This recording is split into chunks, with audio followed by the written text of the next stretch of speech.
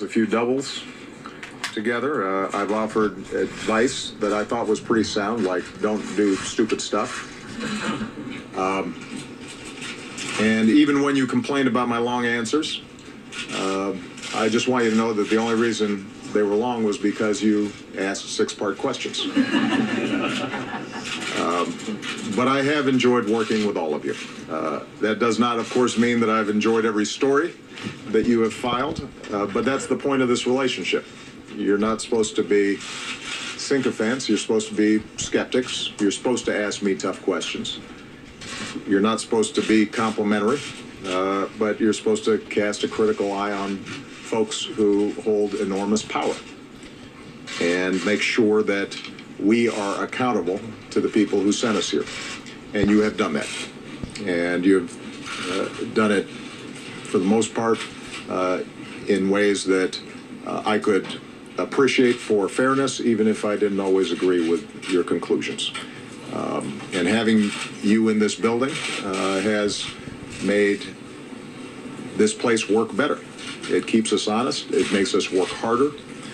You have made us think about how we are doing what we do and whether or not we're able to deliver on what's been requested by our constituents.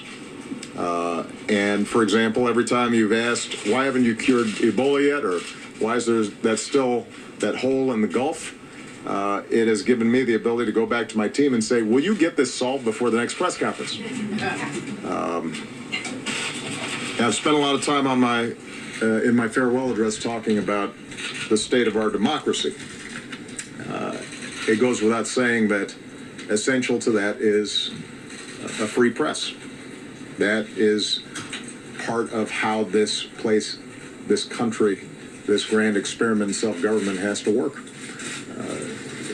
It doesn't work if we don't have a well-informed citizenry. And you are the conduit through which they receive the information about what's taking place in the halls of power.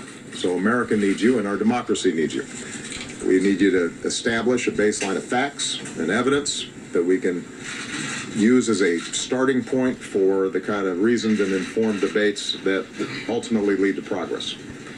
And so my hope is that you will continue with the same tenacity that you showed us to do the hard work of getting to the bottom of stories and getting them right, and to push those of us in power to be the best version of ourselves, and to push this country to be the best version of itself. I have no doubt that you will do so. I'm looking forward to being an active consumer of your work rather than always the subject of it. I want to thank you all for your extraordinary service to our democracy, and with that, I will take some questions. And I will start